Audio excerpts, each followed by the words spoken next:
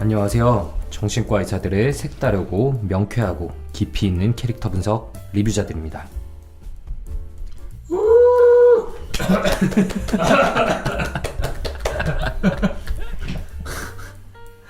아유, 네, 노쇠했군요. 그 목소리도 낼 수가 없고 이제. 아 힘들어요 이제. 네, 오늘도 100명에 가까운 환자분들을 보시느라 우리 오 박사님께서 피곤에 쩌든 모습으로 앞에 앉아 계십니다. 어이가 없네요. 어이가 없어. 그렇지 않았지만 우리 힘을 내서 해보겠습니다. 네, 병원 소파가 무너졌더라고요 보니까. 너무 많이 앉으셔가지고. 그러니까 보수에 들어갔어요 지금. 아유, 네. 모함도 가지가지네요. 네. 아무튼 저희 소개부터 드리고 시작을 해보죠. 저는 정신건강의학과 전문의 오동훈입니다.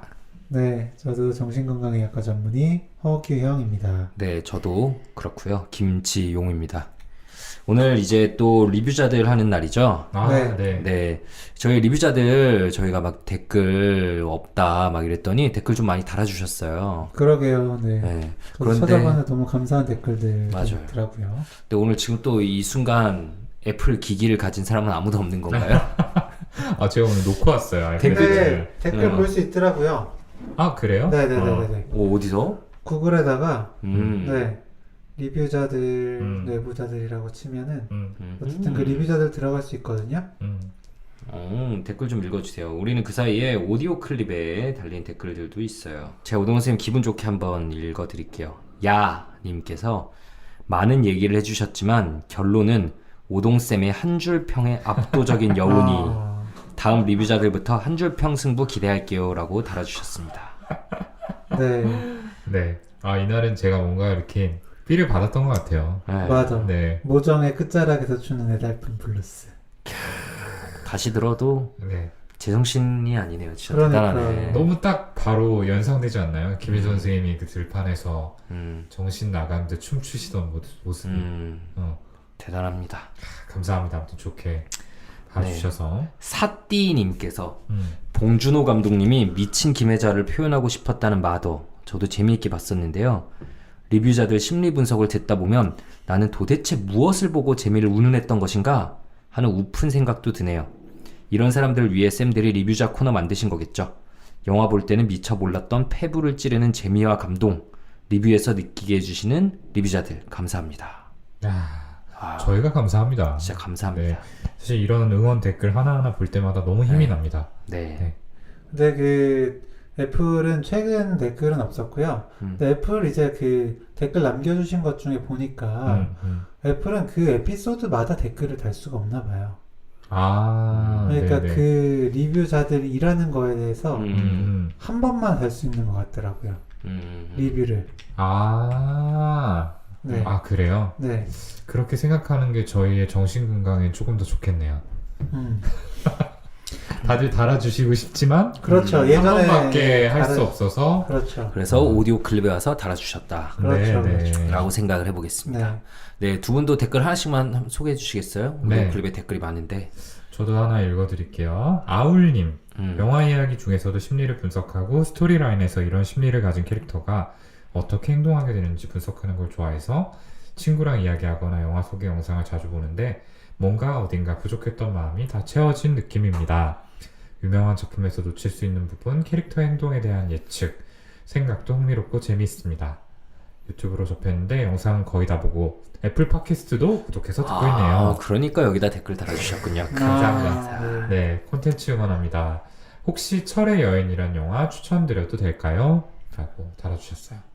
네. 저희 뭐 영화 추천해 주시면 감사하죠. 그러니까요. 네, 위쪽에 서린님도 스포트라이트 영화 리뷰 추천드리고 싶다라고 하셨거든요. 이거 영화 혹시 보셨어요? 아니요? 스포트라이트요? 네네. 못 봤어요. 네. 야, 보스턴 글로브인지 어디 신문에 이제 그 카톨릭 재단에서 일어나는 어떤 스캔들을 파헤치는 그 아동. 네, 맞아요. 네, 그 과정을 담은 영화거든요. 아마 맞을 거예요. 네, 제가 되게 감명 깊게 봐서 남몰래 운영하는 블로그에 막 영화 평도 썼던 걸로 기억하는데. 너 블로그 운영해? 그러니까 나 지금 처음 듣는데? 그러니까. 예전에 제가 이거 공중보건일 때 봤으니까 2017년쯤 봤던 것 같아요. 그때 블로그도 했었구나. 그러니까. 아니 아무도 안 보는. 파워블로거가 되지 못해서 우리에게 알리지 않은 것 같아요. 그럴 수도 있겠다. 네, 죄송합니다. 다 제가 잘못했네요. 아, 대박이다. 네. 아니, 몰랐네. 어. 허경 선생님도 하나만 읽어주세요. 라우나제님. 네, 저는 어렸을 때부터 글에 재능이 있다는 소리를 들었지만 인정을 받기 위해 미대 출신이신 부모님을 따라 미대 입시를 한 지 벌써 5년이 되었네요. 대회에서 상을 타와야 인정을 해주고 선생님께 그림에 대해 칭찬을 들었다고 말하면 네가 설마 너 좋으라고 하는 거겠지? 라고 하는 엄마에게 인정을 받고 싶거든요.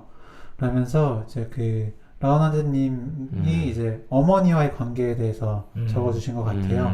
저희가 그 리뷰자들 이렇게 작품에 대해서 해석도 하긴 하지만 저희가 마지막에 저희 진료실에서 네, 경험한 일들, 네, 어떤 그런 심리에 대해서도 따로 이야기를 하잖아요. 네, 그 부분을 듣고 아마 라우나제님 본인의 네, 개인적인 부분을 떠올리시지 않았나 싶습니다. 그렇죠. 이제 마더가 어머니와 아들 간의 관계에 저희가 초점을 맞춰서 말씀을 드렸던지라 아마 거기에서 좀 연상하시지 않았을까 싶습니다. 저희가 좀 나눴던 이야기들이 진짜 작은 도움이라도 되셨으면 좋겠어요. 이 관계로부터 본인을 지키고 나중에 잘 독립하게 되는데 좀 도움이 되었으면 좋겠습니다.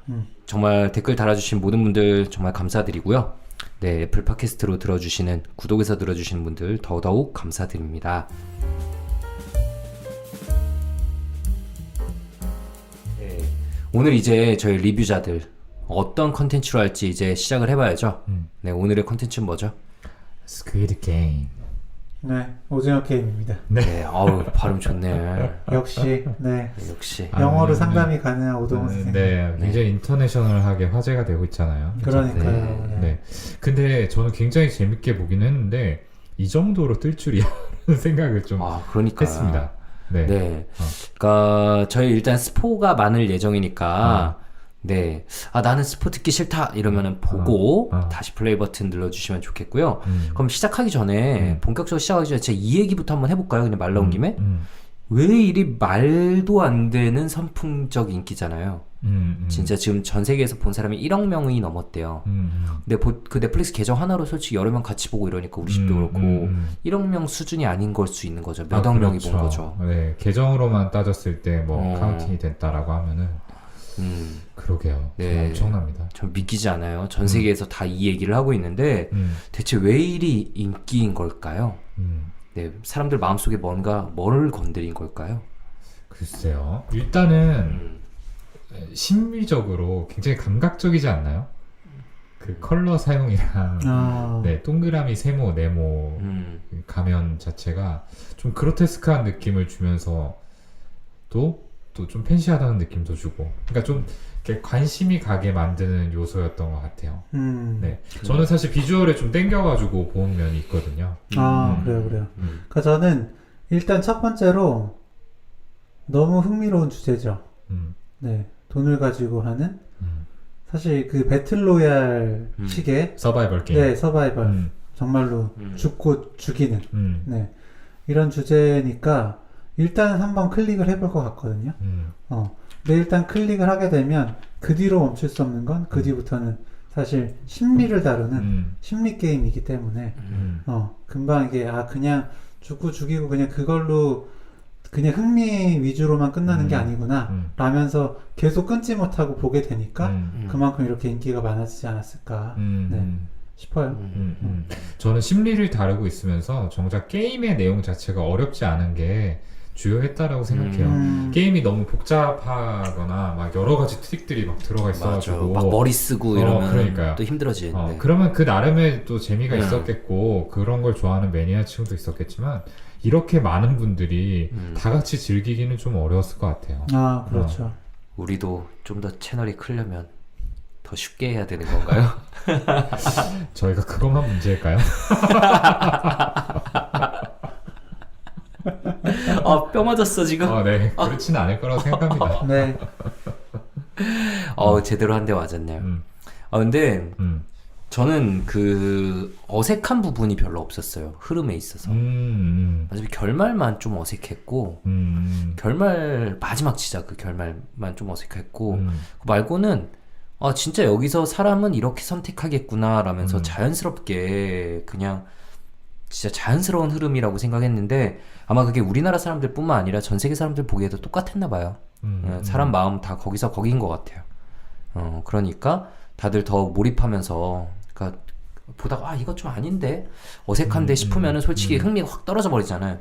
그럴 틈 없이 그냥 쭉 끌고 가진 것 같고 예, 그런 면에서 참 대본을 한번 참 봤으면 좋겠다는 생각도 들더라고요. 캐릭터의 그런 기본 베이스나 심리 묘사 같은 거 기본적인 이제 설정 같은 게 과연 어느 정도까지 되어 있을지에 대해서도 좀 궁금했습니다. 그리고 그 공감할 수 있는 포인트들이 굉장히 많은 것 같아요. 일단 나오는 인물들도 다양하고 그 인물들의 백그라운드가 사실 다 다르잖아요. 네, 그러니까 여성, 남성, 그러니까 뭐 탈북민인지, 뭐 그냥 돈이 많았던 사람도 있고, 네, 그러니까 뭐 그냥 외국인 노동자도 있고, 네, 그런 식으로 되게 다양해서 나의 상황을 이입해서 보기에도 좀 좋지 않을까. 맞아요. 네. 그리고 히어로 같은 인물이 없잖아요. 네, 우리 주변에서 좀 찾아볼 수 있는 캐릭터들이고. 그러니까 요즘 히어로물이 정말 넘쳐나죠. 마블 시리즈를 필두로 해가지고 오히려 이제 그런 거에 조금 염증이 느낀 사람들이 있었을 거고 그런 사람들이 또 평범한 사람들이 이제 이런 비현실적인 상황에서 벌이는 이야기에 또 많이 공감하지 않았을까라는 생각도 해봅니다. 네. 저희가 이제 오늘 팟캐스트로 얘기를 하지만 유튜브에서도 이미 이걸 가지고 간단하게 2편 영상을 만들었어요. 이제 오일남 할아버지의 심리와 그리고 기훈 상우의 심리에 대해서 좀 이야기를 해봤는데 저희가 이제 저희끼리도 약간 뭐 오일남 할아버지의 심리를 놓고는 좀 논쟁이 벌어져서 댓글을 남겨달라고 했는데 정말 많은 분들께서 댓글을 남겨주셨더라고요. 오동훈 선생님 갑자기 눈이 아련해지네요. 저는 상처받았어요. 아니 의견이 좀 다를 수도 있지. 막 되게 막 거의 이런 사람을 못 만나봐서 그렇다는 등 좀 지나친 말씀을 하시는 분들이 계시더라고요. 맞아요. 네, 실제로 거기 또 어떤 분이 네. 댓글을 달아주시기도 하셨는데 저희가 정신과 채널이니까 되게 상처받고 힘드신 분들이 많아서 그 기억 때문에 더 이제 지웅이 형 쪽으로 더 쏠린 것 같다 이런 얘기가 있더라고요. 어쨌든 제가 승리했습니다. 아유 축하드립니다. 456억은 없지만 4,560원이라도 일단 입금해 드릴게요. 최후의 1인이니까. 아 근데 정말로 좀 상처받으신 분들이 이입해서 보시는 부분은 분명히 있겠다라는 생각이 들었어요. 네. 참 그래서 저희가 분석할 만한 컨텐츠도 좀 분명히 계속 더 있는 것 같고 근데 그렇다고 뭐 무한정 이걸로 할 수는 없으니까 오늘 한번 팟캐스트 이 충분한 시간 동안 썰을 좀 많이 풀어보죠. 그럽시다. 네. 네, 저희 오늘도 한번 한 줄 평 배틀로 시작을 해볼까요? 삼행시 가겠습니다. 오징어. 삼행시요? 네네. 오. 오일남 할아버지의 징. 징한 심리게임. 아직도 사람을 믿나?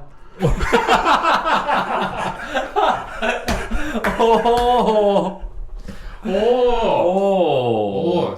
지렸다. 네. 찢었다. 네. 기권하겠습니다.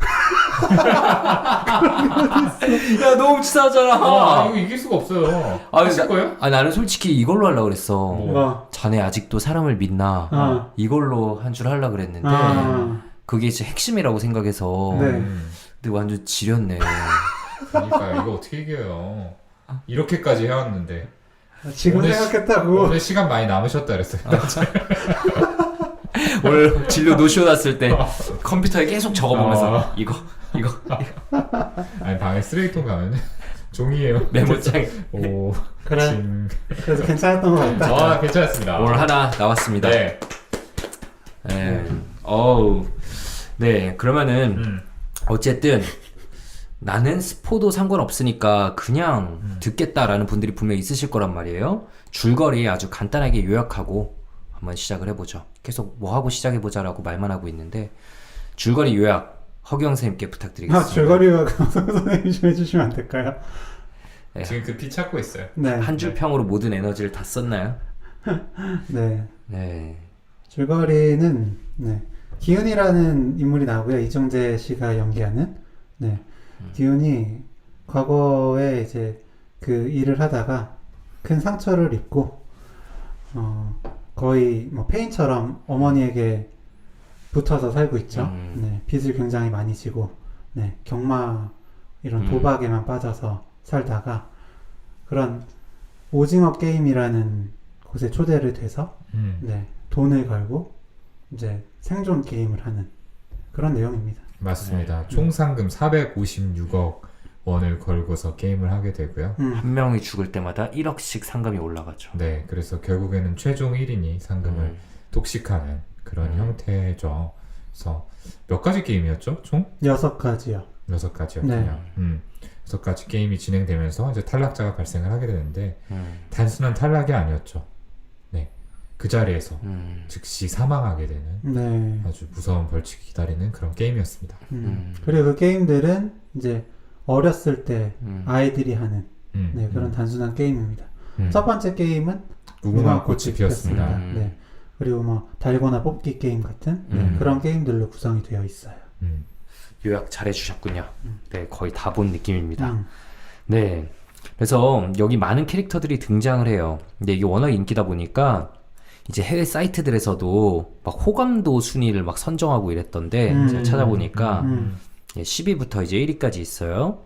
10위 오일남 할아버지, 네, 9위 우리 장덕수 아저씨, 네, 8위 황인호, 7위 조상우, 6위 한민혁, 5위 그 경찰 황준호, 4위 지영, 3위 강세벽, 2위 성기훈, 1위 알리래요.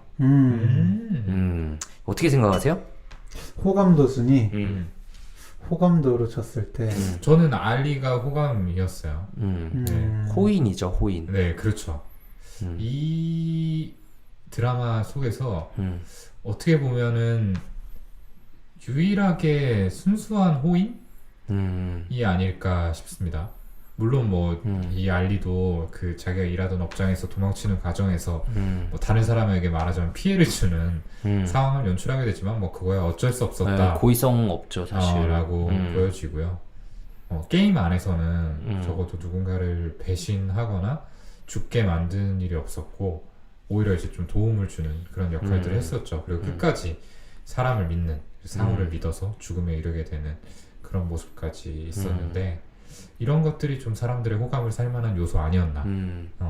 정의롭고 순수하고 이런 캐릭터였죠. 그러네. 확실히 김지영 선생님 말씀대로 인기도가 아니라 호감도니까 호감도는 알리 나올만 하겠는데요.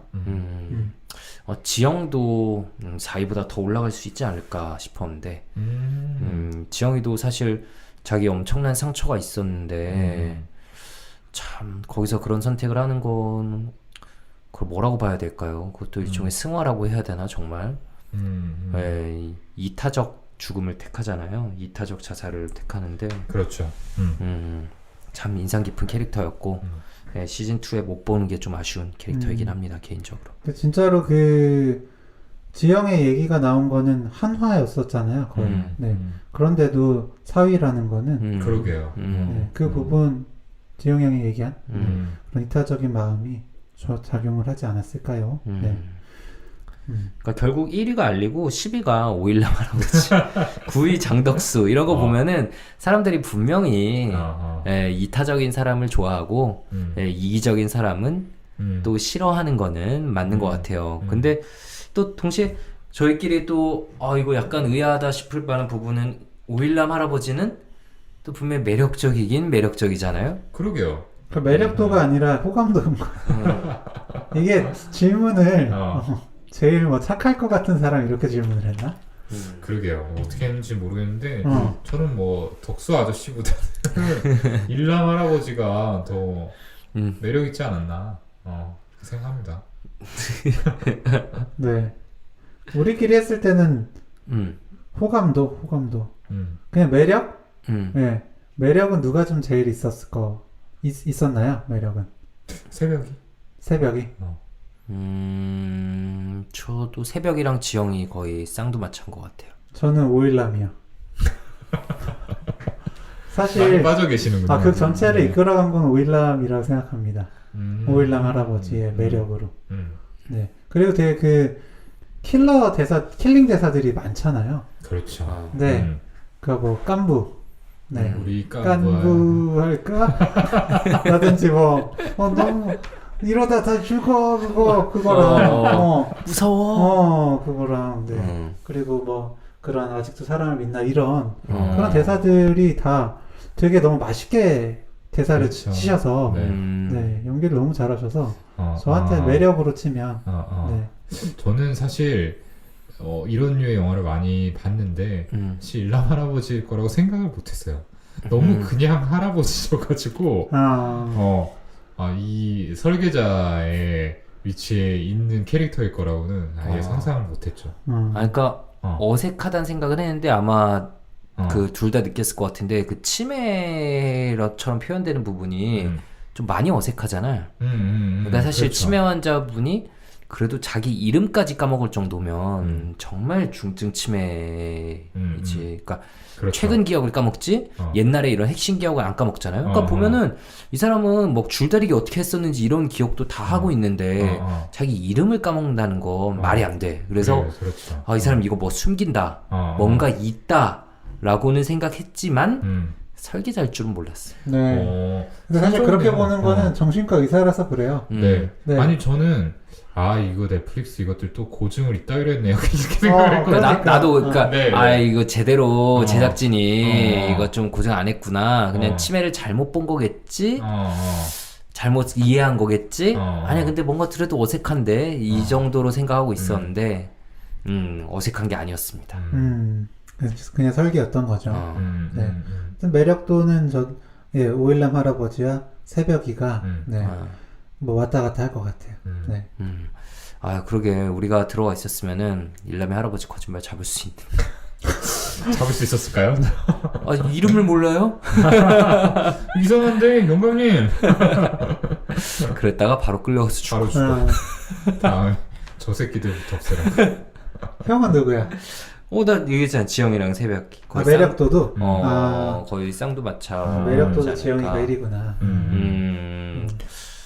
근데 뭐 전반적으로 다 매력적이었어요. 저는 조상우도 매력적이었고 상우가 좀 너무 기대보다 똑똑한 모습을 못 보여줘서 조금 실망스럽기는 했는데 그쵸. 네, 그렇게 쌍문동의 자랑 서울대 조상우 얘기를 계속하지만 이 사람이 뭔가 그렇게 딱 뭔가 엄청난 인사이트로 문제를 딱 해결하고 숨어있는 걸 찾아내고 이런 모습이 하나쯤은 나올만 했을 텐데 근데 게임 자체가 애초에 그렇게 뭔가 파회하는 류의 게임은 아니지 않았어요? 그러니까 뭔가 이렇게 숨은 곳을 찾아내가지고 뭐 다 같이 탈출하고 이런 류는 아니었잖아요. 하긴 줄다리기 할 때 순간적인 센스로 팀을 다 살리긴 했구나. 네, 그건 그렇죠. 있었고 그런 기지가 있었죠. 근데 그래도 뭔가 좀 이 시스템의 문제 혹은 뭐 어떻게 돌아가는지 이런 걸 좀 더 파헤칠 수 있지 않을까 싶었는데 그거는 분명히 예전 기존 영화들의 방식일 거고 예, 이번 이 오징어 게임이 어쨌든 히트를 친 거는 이렇게 뭔가 정말 일반적인 사람들의 모습 때문이었던 것 같아요. 맞습니다. 그래요. 그리고 또 저는 장덕수도 매력 있었던 것 같아요. 네, 너무 나쁜 놈이긴 한데 일관된 캐릭터죠. 그냥 쭉 나쁜 놈. 처음부터 끝까지. 연기를 진짜 잘하시더라고요. 그러니까요. 네. 허성태 배우님. 네, 레알인데 저거. 그러니까요. 평소 모습이랑 이렇게 다르게 연기를 할 수가 있나? 네, 싶어요 진짜. 대기업 출신 직장인이셨다고 내가 본 것 같아요. 맞아요. 비하인드에서. 너무 안 어울려. 그러니까 또 인스타 들어가서 보면은 막 다 고양이랑 놀고 있는 그런 사진들 올리시거든요. 네, 소통도 되게 잘하시고. 근데 진짜 너무 극과 극이라서 거의 뭐 호랑이 옆에 이렇게 끼고 이렇게 머리 쓰다듬고 있어야 될 것 같은 느낌인데. 그래 그런 인터넷에 돌아다니는 글 보셨는지 모르겠는데 장덕수 재평가. 나 봤어. 형 봤구나. 못 봤어요. 못 봤어? 새벽 일을 걷어주고 기술도 가르쳐주고 맞아요. 네. 뒤통수를 맞았는데도 뒤통수 맞았는데 자기는 복수하지 않고 다시 들어와라 팀에 어, 포용해주고 참 리더의 리더다. 자질이. 게다가 오징어 게임 잠깐만 겪어도 그냥 자기들끼리 싸울 게 아니라 이 시스템 얘네랑 그렇지. 싸워야 될 대상이다라는 걸 금방 깨달았다. 가서 돈 털자. 그렇지. 라고 한 부분으로. 걔네들을 이제 잡아야 된다. 라는 것도 그렇고 그 뒤에 이제 그 기훈이 뭐 네 주위에 있는 사람 믿을 수 있겠냐 라는 이야기를 듣고 적의 이야기지만 또 귀담아 들을 줄 아는 그래서 그날 밤에 습격 안 하거든. 그냥 좀 쉬자 이러면서. 자질을 가지고 그렇네요. 그 마지막까지도 그냥 자기 몸을 희생해서 깨진 유리를 알려주고 떠났다. 그렇게 볼 수 있군요. 네. 이게 인기가 많으니까 되게 다각도로 보는 콘텐츠들이 많이 나오는 것 같아요. 2차 창작물들도 계속 나오고 이러고 있는데 어쨌든 오늘 저희가 뭔가 좀 썰이 길지만 또 저희만의 무기가 있지 않겠습니까? 오징어 게임을 바라보는 정신과 의사들만의 시각으로 주요 캐릭터들의 심리를 한번 좀 분석을 해보죠. 유튜브와 약간 겹치는 부분도 있을 것 같은데 그래도 조금 더 그 사이 우리 생각이 또 뭔가 진행되지 않았겠어요? 네. 물론 이제 본격적으로 얘기하자기에는 이미 30분 아 그래? 지났기 때문에 네, 물론 앞부분 편집이 되겠죠? 네. 그래서 들으시는 분들께서 그렇게 루즈하지는 않았을 거라고 믿겠습니다. 네. 어쨌든 얘기해보죠. 일단 저희가 유튜브에서 다뤘던 게 오일남 할아버지 그리고 기훈이 상우 주요 인물들에 대한 이야기를 했었죠. 네. 일단 이제 저희가 제일 먼저 방송에서 드렸던 이야기가 아까 얘기했던 것처럼 오일남 할아버지의 이제 심리 이 게임을 이제 개최하고 또 그 마지막에 그 기훈이를 불러가지고 또 마지막 게임을 제안하고 이런 일련의 과정 속에 담겨있는 심리가 무엇이었냐였거든요. 네. 그래서 저랑 허경영 선생님은 뭐 99%는 나쁜 놈이고 뭐 사람을 믿지 않는 마음이 있었겠지만 한편으로는 또 조금 사람을 믿고 싶은 마음도 있었던 것 같고 그거를 확인하고 싶었을 것이다 라고 이야기를 했었고 김지훈 선생님은 아니다 100% 나쁜 놈이다 소시오패스다 기훈이를 부른 것도 사람을 믿는 게 아니다 라는 거를 알려주기 위해서 본인의 믿음이 맞다라는 거를 확인시키고 싶어서 부른 것이다 라고 했었죠. 네. 어떠세요? 두 분 생각은 여전히 유효하세요? 그러니까 그때 얘기를 하고 간 다음에 우리가 그래도 어쨌든 뭔가 남들이 보는 자리에서 우리의 의견을 막 강하게 이야기하고 이제 평가해달라라고 얘기를 했잖아요. 댓글을 달아달라. 그랬더니 이제 약간 쫄리는 거야. 내 생각이 맞는 걸까? 그러면서 막 혼자서 생각이 막 더 진행되더라고. 막 그러다가 약간 나온 것 중에 하나는 이 사람 그냥 진짜로 도박 중독, 그냥 정말로 그냥 중독자의 심리로만 해석할 수도 있겠구나 라는 생각이 들었어요. 근데 댓글 중에도 그렇게 해석하시는 분들이 꽤 여러 분 있더라고요. 그냥 단순히 모든 게 다 재미를 위한 거다. 뭐 그냥 뭐 사람을 믿나 뭐 이런 거 뭐 그 사람에게 중요한 게 아니라 그냥 재미를 위한 거고 마지막까지 기훈이를 부른 것도 마지막 게임을 위해서 그냥 재미를 위한 거다라는 댓글들이 있던데 뭐 그럴 수도 있겠다라는 생각이 저도 재미에 미친 사람. 그냥 진짜 웬만한 걸로는 도파민이 안 나오니까 그냥 자극적인 거 점점 더 자극적인 걸 찾다 보니까 사람을 죽이는 것까지 갔고 그렇게 모든 거 그냥 재미, 자극만 추구하다 간 거 아닌가라는 생각이 일견 들기도 했어요. 그러니까 옛날에 로마 시대 때 귀족들이 뭐 검투사들 호랑이랑 싸우고 뭐 검투사들끼리 싸우게 하고 보는 게 그 사람들이 뭐 소시오패스나 사이코패스여서는 아니라 어쨌든 그 사람들 역시 뭔가 자극적인 거에 그냥 쫓다가 그렇게 된 거 아니겠어요? 그 당시에 가치관이 물론 지금 사회랑 다르겠지만 그런 것처럼 이 사람도 그냥 이렇게 뭔가 재미만 쫓다가 사회적인 통념과 규범까지 뛰어넘어 버린 거 아닌가라는 생각이 들었는데 근데 또 딱 그렇게 얘기하기에는 아까 규영이 말한 것처럼 이 사람이 그럼 아직도 사람을 믿나? 이런 멘트를 굳이 할 필요 없단 말이야. 그래서 그런 면에서는 또 그런 걸 확인하고 싶어하는 마음이 있는 사람인가 또 생각도 들고 뭐 여전히 딱 하나로 정리되진 않지만 진짜 다양하게 해석될 수 있겠구나 라는 생각이 들었어요. 저는 이게 사실 다시 생각해보면 질문이 잘못됐어요.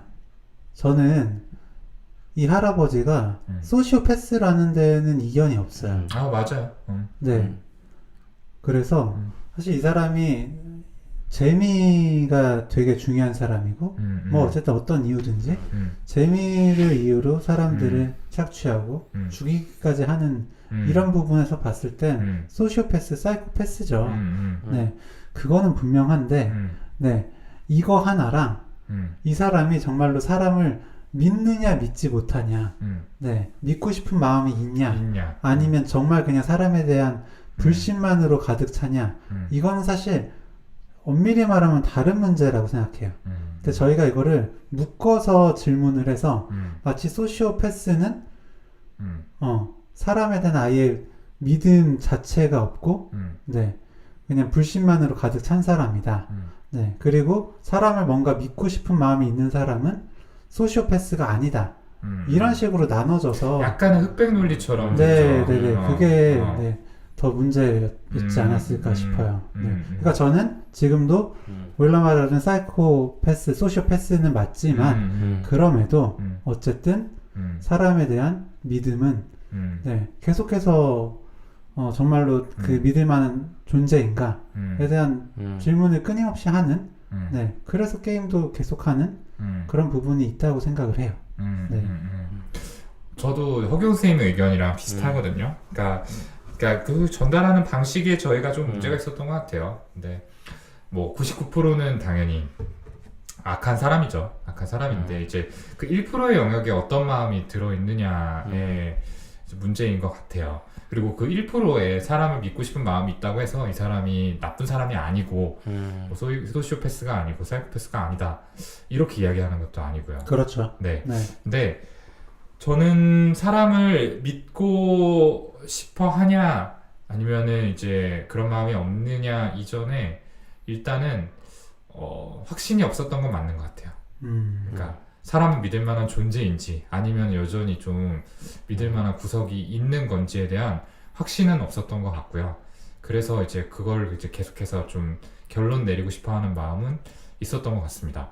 근데 어느 쪽에 기울어져 있느냐라고 생각을 해봤을 때 저는 오히려 이제 김정수님이랑 반대로 이제 곱씹으면서 그런가? 진짜 퓨어하게 나쁜 놈인가?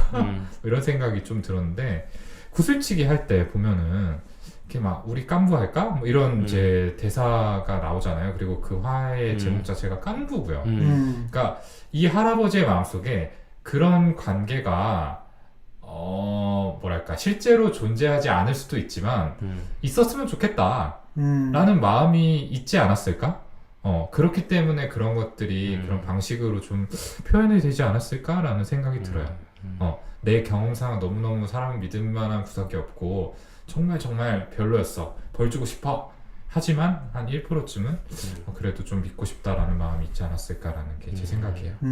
저는 가지고 논 거라고 생각합니다. 그러니까 이제 이런 식으로 도중에 하나 표현되는 대사가 있었는데 그냥 경마하지 않냐고 너네는 경주마다 라고 이야기하는 그 누가 얘기했어? 프론트맨인가? 아니면 그냥 거기 하여튼 누군가가 얘기하는 VIP인지 뭐 프론트맨인지 다시 누군가 그런 얘기를 했었는데 그냥 이 오일남 할아버지가 그냥 다른 시각으로 본 거라고 생각해요. 그냥 얘네는 나랑 같은 대상이 아니고 그냥 완전 그냥 하찮은 죽여도 되는 존재. 그리고 들어와서 걔네를 깐부할까 이런 것들이 걔를 또 속아 넘어가는 걸 보고 어떻게 보면 더 오히려 쾌감을 느끼고 게임 속에서 완벽하게 속이면서 아유 이놈들 이것까지 속내라면서 또 오히려 더 정말 그 게임 속에 들어가선 얘가 결국 게임에 들어간 거는 더 큰 자극을 찾기 위해서였잖아요. 그러니까 그렇게 누군가의 신뢰를 사고 한 팀이 되고 그렇게 죄책감까지 심어주고 자기가 죽은 척하고 그때 애가 힘들어하는 걸 보고 이런 것들이 이 사람이 그 안에서 정말 극도의 재미와 스릴감을 느끼지 않았을까 나름 그거를 위해서 들어간 거 아닐까라는 생각이 들고요. 근데 재미라는 측면에 있어서 그러면은 정말로 사람이 믿을 만한 존재인지 아닌지를 확인하는 것도 오일남 할아버지한테는 재미일 수 있지 않을까요? 아주 흥미로운 주제다. 네, 그것도 너무 재밌잖아요. 네, 이런 상황에서 어떻게 하는지를 보는 것도요. 근데 전에도 그 유튜브에서도 얘기했지만 이미 게임은 진짜 오랫동안 진행되어 왔고 이 사람은 점점 더는 저는 그냥 확신이 있을 거라고 생각을 해요. 근데 왜 게임을 20년 동안 했잖아요. 근데 왜 이 질문을 계속 이 질문을 하고 있을까요? 그냥 너 아직도 믿냐? 바보냐? 라고 나는 오일남 할아버지가 그냥 얘기한 거라고 생각하거든. 근데 나는 그러니까 역으로 그 질문을 뭐 20년째 사람들한테 던져가면서 거봐 이거 아니잖아 라고 보여주고 싶은 마음 자체가 그치. 한 구석에 역으로 아닌가? 라는 미심쩍은 마음이 남아있어서이지 않을까? 체킹하듯이 그래서 반대로. 그러니까 이 사람한테 그 소위 카덱시스가 이 믿음에 되게 꽂혀 있는 거잖아요. 네. 그러니까 저는 모르겠는데 완전히 거기에 대해서 확답을 내린 건 아니라고 생각해요. 그러니까 확신을 구하는 과정이 계속 반복되고 있다라고 본다면 게임을 계속하면서 이제 아직도 좀 믿음이 그만큼 확고하지 않은 부분이 어딘가 있지 않을까 라는 게 뭐 제 생각인데 솔직히 이거는 답 안 나와요. 그러게요. 네, 왜냐하면 일남 할아버지는 이 자리에 올 리가 없고 이미 대스타가 되셨기 때문에 네. 연락 한번 해봐요. 네, 깐부치킨도 거절하셨대잖아요. 진짜? 우리는 그런 상업적인 목표가 아니잖아. 놀면 뭐하니 나가신 것 같던데. 놀면 뭐해 나가셨어요? 네, 예고편에 나오더라고요. 네네. 네, 한번 연락드려보세요. 같은 OC로서. 종친 아니야, 종친? 어디 오시세요? 갑자기. DM 보내. 네, 오영수 배우님 기다리고 있겠습니다. 네, 뭐 어쨌든 이렇게 계속 논쟁이 벌어질 만한 소재를 만들었다는 것 자체가 좋은 컨텐츠를 만든 거다. 또 이렇게 볼 수 있겠죠. 네, 어쨌든 저희의 의견들은 이제 의견들이고 이 얘기를 들으시면서 또 각자의 생각을 한 번씩 정리해 보시는 것도 좋을 것 같아요. 근데 저는 이제 저희 그 유튜브에 질문을 던지고 이런 댓글들이 달리고 하면서 이게 각자가 했던 어떤 경험들에 기반해서 확실히 보는 프레임이 달라질 수 있겠구나라는 생각은 사실 했습니다. 맞아요. 우리가 진료실에서 자주 얘기하잖아요. 결국 우리가 세상을 바라보는 그 시각의 틀은 보통은 나의 가정, 혹은 나의 가까운 사람과의 강렬한 경험에서 나오는 그것들이 그 시각의 틀을 만들잖아요. 그러니까 다들 이 똑같은 콘텐츠를 바라보더라도 그냥 어떤 삶을 살아왔냐, 어떤 경험을 했냐에 따라서 다들 다 다르게 보는 거고요. 저는 이 오일남 할아버지가 나쁜 놈이다 라는 쪽으로 생각이 더 쏠린 이유는 최근에 그것이 알고 싶다 그 자료를 받아보고 진짜 그 소시오패스의 그런 심리를 한번 보고 나니까 그 영향을 더 받은 것 같아요. 정말 그 강윤성이 쓴 책을 읽으면서 저도 와, 이 사람 마음속에 인간성 살아있나? 라고 잠깐 생각했었는데 나중에 정말 이거 진짜 참 순진했구나 라는 거를 바로 깨달았기 때문에 진짜 이런 무서운 사람들은 우리가 이해할 수 없는 사람들은 역시 세상에 있다 라는 생각이 또 들기도 했고 그래요. 네. 그래서 드리고 싶은 말은 이제 각자의 프레임으로 각자가 해석하는 거 모두가 정답이 될 수 있다는 거고요. 네, 뭐 이거에 따라서 뭔가 이렇게 서로 평가리기처럼 싸우지 않으셨으면 좋겠다는 거. 네, 그 말씀 드리고 싶어요. 네. 근데 어쨌든 이제 성기훈이 살아남았단 말이죠. 네. 어떤 의미일까요? 하필이면 얘가 살아남은 거. 물론 주인공이니까 살아남은 거지만 이런 진짜 잔인함, 비정함을 요구하는 게임에서 오히려 좀 다정한 사람이 살아남았단 말이에요. 어떤 의미일까? 좀 뭐랄까 감독이 주고자 하는 메시지 같은 게 뭐 숨어 있는 게 있을까요? 저는 이제 최근에 읽었던 책 하나가 제목 자체가 다정한 것이 살아남는다예요. 다정한 것이 살아남는다라는 책인데 그 책에서 얘기하는 거는 이제 인간은 당연히 되게 잔인하고 무서운 동물이지만 동시에 그 어떤 동물들보다도 다정하다.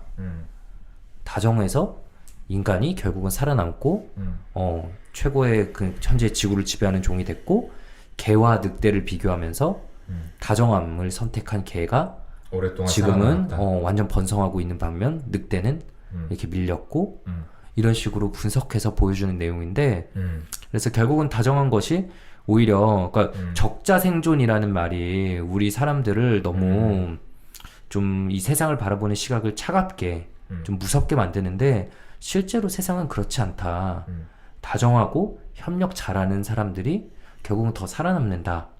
라는 내용이었거든요. 그걸 네. 이제 과학적으로 분석한 내용이에요. 되게 재밌게 봤는데 이 오징어 게임도 결국은 그런 메시지를 전달해 주는 걸 수도 있겠구나라는 생각이 들었어요. 그러니까 결국 힘으로 제압하고자 하는 뭐 덕수 형이나 뭐 이런 사람들은 일찍 가고 다정한 그래도 어쨌든 다정한 뭐 알리가 떠난 건 참 안 됐지만 성기훈이 결국 우승자가 된 거. 그건 뭐 우리 사회가 되게 차갑고 비정하고 이렇게 뭔가 서로 경쟁을 계속 강요하지만 굳이 경쟁만이 답인가? 계속 경쟁하면 정말 이렇게 한 사람만 살아남는 이런 사회 같은 게 현재 우리 분위기인데 처음부터 사실 서로 잘 연합하면은 상금 잘 받아먹고 적당히 나눠 먹고 끝낼 수도 있는 게 사실이잖아요. 그러지 못하는 사람들의 심리를 좀 다른 방법도 있다. 우리가 너무 이렇게 경쟁에 휩쓸려 가지 않고 그래도 살아남을 수 있는 다른 방법이 있다라는 거를 그냥 뭔가 좀 건드리는 그런 의도가 아니었을까라는 생각이 들었어요. 그래요. 저도 비슷한 생각했었는데 이기적 유전자 보면은 거기도 착한 것이 살아남는다가 책 장의 하나 제목이거든요. 그러면서 다정한 것이 살아남는다 보면서 이거 제목 되게 비슷하네. 근데 이거 보고 좀 따라서 지었나? 뭐 이런 생각도 했었거든요. 네. 거기서도 이제 이기적 유전자 보면은 게임 이론이 다양하게 나오죠. 네, 뭐 비둘기랑 매, 그러니까 공격자의 위치랑 평화주의자, 어떻게 이제 살아남게 되고, 그러니까 매가 처음에 되게 막 늘어나다가, 뭐 비둘기가 늘어나다가, 어느 정도에서 뭐 균형이 맞아지는, 뭐 이런 것들 나오는데, 거기서도 이제 그 게임 이론 했을 때, 어떤 게임을 이제 반복적으로 돌렸을 때, 누가 가장 상금을 많이 가지고, 승리하느냐. 여러 가지 그 전략들이 있었는데 보면은 그래도 가장 많이 우승하고 상금을 따간 게 처음에는 선의를 베풀고 그 다음에 저쪽에서 나를 속였을 때는 복수하고 그 다음에는 복수한 뒤에는 다시 믿어주고 선의를 베푸는 네, 그런 이론이 이제 보통 통상적으로 이제 가장 상금을 많이 따갔다고 그러거든요. 네. 그런 걸 봤을 때 자, 알리는 계속해서 믿어주고 퍼주기만 합니다. 네, 이것도 좋은 전략이 아닐 수가 있었던 거죠. 그 덕수처럼 계속 포식자 입장에서 공격만 하는 것도 네, 결국에는 살아남기가 힘든 거고요. 왔다 갔다 좀 해야 되는 거예요. 네. 그래서 기훈처럼 기본적으로는 믿을 구석이 있으면 믿지만 어쨌든 상대가 좀 뭔가 네, 공격하려고 했을 때는 네, 어쨌든 뭐 응징하려고 하잖아요. 새벽이 돈 가져간 거라든지 덕수한테도 네, 분명히 좀 클리어하게 어필을 하고 메시지를 주지. 하는 걸 이런 거를 봤을 땐 네, 좀 이런 생존 전략에 있어서 좀 우위에 있지 않았을까. 네. 그래서 우승했을 수도 있을 것 같아요. 게임 이론에서 말하는 거랑 되게 딱 겹치는 사람이긴 하네. 네. 밸런스가 잘 맞춰진 거네요. 그렇죠. 네. 우리 박사님 소견은 좀 어떻습니까? 저는 사실 두 분처럼 그렇게 깊게 생각은 못했고요. 그냥 기훈처럼 평범한 캐릭터가 결국에 이런 잔인한 게임의 위너가 되고 결국에는 마지막엔 다시 그 게임 속으로 돌아가는 선택을 하는 암행어사로 변신하는 그 과정을 그냥 보여준 거 아닐까라고만 생각을 했어요. 근데 두 분 말씀이 다 일리가 있는 것 같고요. 그런 의미에서 황동혁 감독님도 한번 이 자리에 모셔서 네, 과연 이렇게까지 생각하신 건지 네. 아니면 이거 뭐 꿈보다 해몽인 건지 한번 들어보고 싶습니다. 네. 그러니까 뭐 저희 댓글 달아주신 거에도 사람들이 진짜 생각을 많이 하고 막 2차 이런 컨텐츠들도 많이 보시고 이러니까 해석들을 많이 갖다 주신 게 다 하나같이 참신하고 좀 있어 보이더라고요. 네, 다 일리가 있더라고요. 네, 현대 사회를 풍자한 거다라는 내용도 있고 그러면서 진짜 시즌 2 만드는 사람은 정말 부담감이 엄청 클 것 같아요. 아, 진짜 괴로우실 것 같아요. 이 이상의 어떤 심도 있는 메시지와 또 막 그 복선과 충격적인 결말과 뭐 이런 것들을 다 고려해야 될 테니까 쉽지 않으실 거라 생각됩니다. 저는 그 얘기 좀 해보고 싶어요. 이 얘기에서 계속 그 평등을 맞아요. 네, 강조하는 이유? 혹시 좀 뭐 어떻게 보셨는지. 몰래 나쁜 짓 하던 사람들은 이제 바로 죽여서 매달아 놓고 본보기로 그렇죠. 평등을 굉장히 강조하고 공정, 평등, 네, 이런 거. 사실 되게 우스웠어요. 우습고 화가 약간 그 안에 있는 사람들이라면 정말 화나지 않을까. 뭐 기만이라면 기만이죠, 사실은. 아, 진짜 가지고 노는 느낌이긴 하던데. 게임을 어쨌든 설계한 사람하고 참여한 사람은 너무나 극명하게 대비되는 불평등인데 그 안에서 기회의 평등을 논한다는 게 좀 우습기는 한데 저는 어쨌든 또 그걸 보는 시점에서는 아 그렇지 그래야지 네. 이렇게 생각이 들었어요. 제가 좀 단순한가 봐요. 네. 몰입을 잘하는 거지. 네. 기회의 평등이라는 면에서는 사실 중요하잖아요. 네. 깍두기도 얘기 나오잖아요. 네. 약자를 이렇게 보듬어주는. 그런 거군요. 거기서 되게 한민영 소외된 대상을 하잖아요. 보여주는 아, 거야. 맞아요. 네, 그런 뭐, 얘기 나오죠. 전통적인 뭐 아름다운 뭐 문화다 뭐 이런 얘기 좀 했던 것 같은데. 네. 그러니까. 아, 참. 근데 그 사실 막 평등 이러지만 많은 면에서 사실 평등하지 않거든요. 그러니까 밤에 서로 죽이라고 놔둔 거는 그냥 뭐 소외된 약자는 사실 죽으라는 거지. 그렇죠. 죽으라는 거고 줄다리기도 걔네 이제 주인공 팀은 뭐 기지를 발휘하고 할아버지가 노하우를 알려줘서 이겼다만 첫 번째 게임에서는 그냥 약한 팀은 그냥 무조건 바로 죽잖아요. 그리고 사실 또 기회의 평등을 얘기하지만 진짜 나중에 그 유리 건너가는 것도 완전 운빨이란 말이야. 처음 것 뽑냐 나중 것 뽑냐 완전 운빨인데 이런 것들이 저는 약간 그런 현대 사회에서 얘기하는 기회의 평등, 자본주의 사회는 누구에게나 기회가 열려 있다. 누구나 성공할 수 있다라는 그 듣기 좋은 허울스러운 말을 좀 보는 것 같았어요. 실제로는 평등하지 않은데 않죠, 평등으로 상당히. 포장되어 있는 상황이다라는 그렇죠. 거군요. 상당히 그렇잖아요, 사실은. 사실은 출발점 자체가 다른 경우들이 많죠. 그러니까 겉보기에만 동등한 위치에 있는 것 같지 안쪽을 이렇게 까보면은 누구는 이제 지하 밑바닥까지 내려가 있고 누구는 한 1m만 파면 끝이 나오는 그럴 수 있는 거죠. 그렇죠. 네. 일단은 그 오징어 게임 그 통제하는 사람들은 총도 가지고 있잖아요. 네. 그리고 참가자는 아무것도 없고 맨몸이고. 그러니까 어쨌든 그 오징어 게임 내 그 게임 내 사회에서 평등을 계속 강조하면서 현실을 좀 비꼬고 풍자하려는 마음이 있었을 수도 있고, 네. 혹은 뭐 감독님 스스로가 되게 평등이나 공정 뭐 이런 걸 또 중요하게 생각하시니까 네, 그런 메시지를 담으셨나? 뭐 싶기도 하고. 오히려 그런 부분들을 보면은 확실히 사이코패스적인 면, 이 게임의 설계자의 사이코패스적인 면이 좀 보이는 것 같기도 합니다. 네.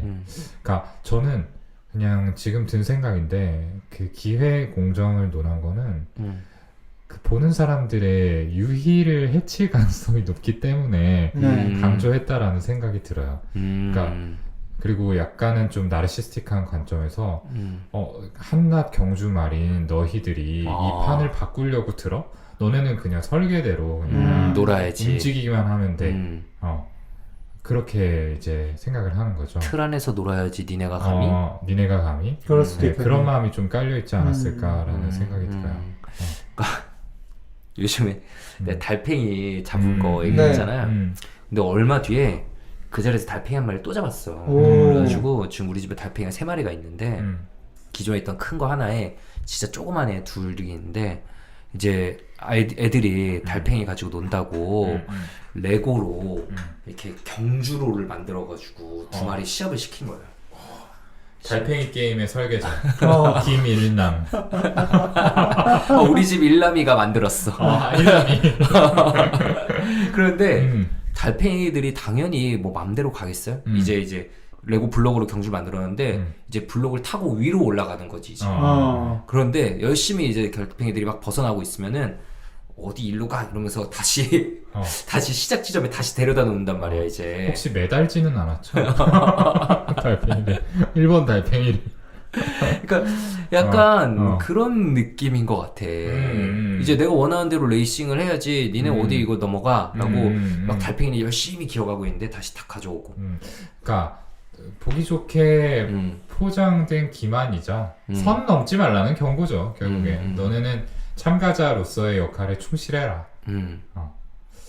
그래요. 그렇기도 하고 끝까지 어쨌든 중간에 포기하지 않고 게임을 다 끝내게 하려는 목적도 있는 것 같아요. 우리 이렇게 투명하게 운영한다? 우리 이렇게 공정하게 운영하니까 약간의 이제 환상을 심어주는 네, 거죠. 니네 어쨌든 우승하면 우린 분명히 돈 줄 거야. 같은. 네. 그리고 사실- 기회는 누구에게나 공정해 열려 있어. 끝까지 네. 열심히 해. 그치. 그래서 자수성가한 사람들 스토리 보여주고 흑수저로 시작했는데 이런 기업을 일궈냈다 라는 것들이 우리 사회가 계속해서 보여주는 거잖아요. 그러니까 저는 되게 참가자 입장에서 제가 그걸 우승한다고 해서 그게 제 돈이 될 거라는 보장이 없잖아요. 맞아. 그냥 진짜 가지고 노는 거는 돈도 안 주는 거야 마지막 순간에. 그럴 수도 있으니까 사실 얼마든지 중도 포기를 할 수 있잖아요. 네. 그걸 좀 막으려는 장치? 네, 네, 하나이지 않을까. 네, 싶기도 합니다. 이렇게 공정하게 진행되니까 믿고 해라. 네. 근데 이제 얘기하면 얘기할수록 저는 분명히 현실 풍자적인 측면이 좀 크다고 생각해요. 마치 저는 주식을 잘 안 하지만 주식 시장에서의 개미들을 또 보는 것 같은 느낌이고 개미들이 열심히 하고 있어봤자 뭐 세력이 들어오거나 뭐 큰 일이 터지거나 공매도 같은 거에 그냥 무력하게 다 무너지는 것처럼 정말. 그리고 우리가 또 아까 얘기한 것처럼 막 이런 성공 사례들이 있어. 다들 공정하게 경쟁할 수 있어. 열심히 달리자 라면서 우리들을 열심히 끝없는 경쟁 사회로 밀어넣지만 실제로 정말 많은 부분들은 그 줄 그냥 번호 뽑는 거에 따라서 달라지는 것처럼. 예, 근데 또 그렇게 안 하면은 다들 열심히 안 살 거 아니에요? 참 그냥 현실적인 측면들이 참 많이 반영돼 있다는 생각이 좀 드네요. 그렇네요. 사실은 이제 오징어 게임의 게임들이 뭔가 노력에 의해서 바꿀 수 있는 요소들이 많지는 않았던 것 같아요. 그쵸? 네. 보면은 뽑기도 그렇고, 그치, 운이지. 홀짝, 네, 이런 거야말로 정말 뭐 어떤 기술이나 뭐 두뇌 회전이나 이런 것들이 필요 없이 운에 의해서 결정되는 것들이잖아요. 그런 것들을 보면은 참 방금 김종 선생님이 말한 것처럼 뭐 주식이나 사실 그런 것들 물론 뭐 아니라고 하는 분들도 많지만 사실은 그때그때 운에 의해서 좌우가 되고 사실 뭐 경제 논리를 갖다 붙이는 거는 그 뒤에 이제 해몽하듯이 갖다 붙이는 경우가 많다고 생각하거든요. 네. 그런 금융시장의 움직임하고도 좀 비슷하다. 네. 코인러로서 동의하지 않으세요? 맞습니다. 네. 웃음이 좀 슬퍼 보였어요. 네, 3번 코인을 뽑은 사람은 떡상하고 오픈해요. 4번 코인을 뽑은 사람은 이제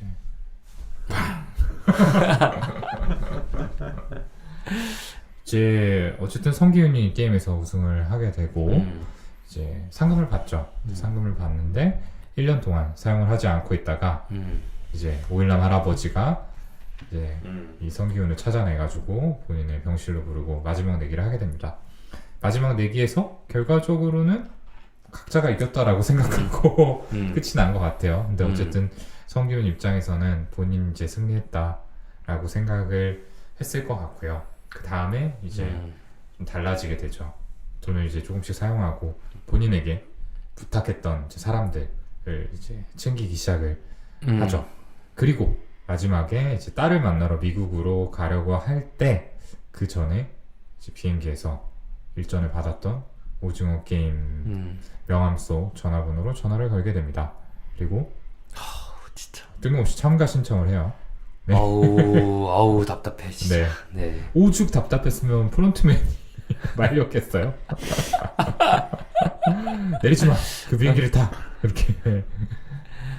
이 부분 좀 어떻게 보셨어요? 지금도 숨이 턱 막힙니다. 정말 가야지. 미국 가야죠. 아니 갔다 온 다음에 참가하든지. 다음 기회 당연히 있을 텐데. 그 마음은 당연히 이해가 가요. 마음은 이해가 가고, 나를 가지고 놀았다. 나와 내 동료들의 마음을, 목숨을 가지고 놀았다. 그거에 대해서 엄청나게 분노가 있지 않겠어요? 게다가 이제 젊을 때 또 동료가 사망을 옆에서 지켜본 적이 있고, 그렇죠. 이렇게 강자로부터 탄압받는다는 거에 대해서 엄청난 분노를 억압하고 살아온 사람일 텐데, 그게 확 터져 나가는 건 이해가 가요. 이해가 가지만 그렇다고 해서 잘한 행동은 아니죠. 그러니까 기본적으로 되게 충동적인 캐릭터 아닌가 라는 생각이 좀 많이 들었고요. 자기 인생이 중요하지 일단. 저도 그렇게 생각을 합니다. 그래서 우리가 이거 유튜브에서 OX를 실제로 이용해가지고 투표도 했었죠. 다들 X 돌아가지 않는다 선택했던 것 같아요. 사실은 비현실적인 설정이죠. 네, 이부를 위한 이제 포석일 것 같은데, 글쎄요, 굳이 이제 설명을 한다면은 아까 김종 쌤이 얘기한 것처럼 뭔가 그 어떤 동료의 죽음에 대해서 굉장히 좀 부채의식을 떠안고 있는 상황이었기 때문에 이 사람 입장에서는 그런 마음을 좀 해소하고자 한 선택이 아니었을까라고 생각하는 게 제일 합리적인 것 같아요. 근데 정말 공감은 되지만 네, 동의할 수는 없는, 저 진료실에서 꽤 자주 쓰는 말이거든요. 네, 공감은 하는데 그 결정에 동의하기는 좀 힘듭니다 라는 말을 종종 하는데 딱 그 마음인 것 같아요. 네. 그래요. 참 어떻게 보면 반복강박이죠. 네. 반복감각이죠. 그렇죠. 네, 그 과거에 했던 실수를 또다시 반복할 수도 있는 그런 상황이잖아요. 사실 다시 게임에 참가하면 다시 그룹이 생기고 믿는 사람이 생기고 그 사람을 다시 잃는 거를 보고 또 괴로울 수도 있는 상황인데, 사실 딸 보러 가면 얼마나 행복하고 좋겠어요. 네. 그럼에도 불구하고 그 다시 괴로울 수도 있는 그런 상황으로 들어가는 게 반복강박으로 보이고, 어쨌든 과거에 그 구하지 못한 네, 그런 사람들을 다시 오징어 게임에 들어가서 네, 좀 구하고 싶은, 구해내겠다. 네, 그렇죠. 그런 마음도 좀 작용하지 않았을까 언두이죠. 싶어요. 네.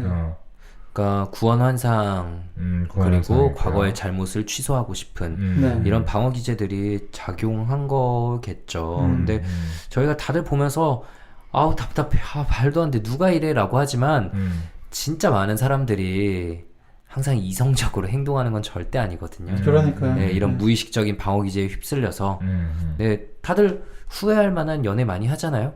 네, 후회할 만한 이직, 뭐 후회할 만한 뭐 약속, 행동 다들 많이 하죠.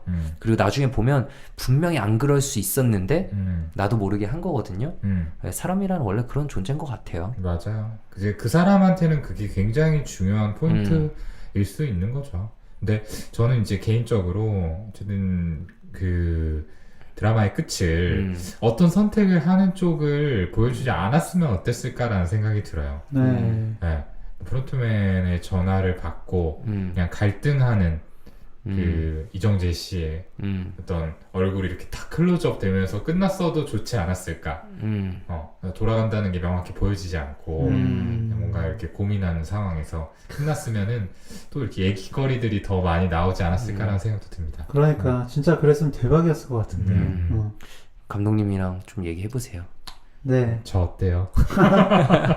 보조 작가로 저희가 치매 이런 것도 다 고증해드릴 수 있고요. 네. 그리고 이제 통수 치는 거죠. 오징어 게임 2 썰 푼다. 최초 썰. 시작하기도 전에 영상 막 올리고 리뷰 영상. ENG 섭 붙여가지고 한탕 해보겠다고. 그러니까. 네, 죄송합니다. 덕스마인드였던 것 같아요. 아까 저희가 얘기했잖아요. 사람이 항상 이렇게 이성적인 판단을 내리는 게 아니라 대본 유출 막 하고. 네, 오늘은 저희가 정말 허규영 선생님 표현을 빌자면 장안의 화제인 오징어 게임을 가지고, 뭐 장안의 화제가 아니죠. 진짜 세계의 화제인 오징어 게임을 가지고 이야기를 해봤는데요. 지금 유튜브 영상을 아직 안 보신 분들은 유튜브 영상 한번 보고 저희 또 이야기를 같이 들으시면은 저희가 뭐 때문에 이런 얘기들을 하는지 조금 더 잘 와닿으실 수 있을 것 같고 저희 의견뿐만 아니라 그 댓글들 하나하나가 되게 다 통찰력 있고 맞아요. 예, 진짜 세상을 바라보는 다양한 시각을 보여주는 것 같아요. 그래서 한번 댓글도 같이 보고 의견 남겨주시면은 뭐 더 재미있을 것 같고요. 저는 오히려 오늘 방송은 조금 편하게 들어주시면 좋겠다라는 생각이 듭니다. 저희가 이전에는 좀 더 분석 쪽에 집중을 했다면은 오늘은 그냥 가볍게 어땠어? 좋댔어? 네, 이렇게 그냥 의견을 막 던지면서 진행이 됐던 것 같아요. 그냥 들으시는 분들도 그냥 친한 친구들이랑 재밌는 드라마, 영화 한 편 보고 잡담을 나누는 듯한 기분으로 들어주신다면은 정말 감사할 것 같습니다. 네, 저희 리뷰자들은 아이폰 팟캐스트와 그 오디오 클립에 다 올라가고요. 아이폰에는 좀 선공개가 됩니다. 네, 그 점 다시 한번 잊지 않아 주셨으면 좋겠고요. 또 많은 댓글로 같이 의견, 피드백 나눌 수 있으면 좋겠습니다. 그럼 저희는 다음엔 더 재밌는 컨텐츠로 더 깊이 있는 분석으로 다시 돌아오도록 하겠습니다. 감사합니다. 감사합니다.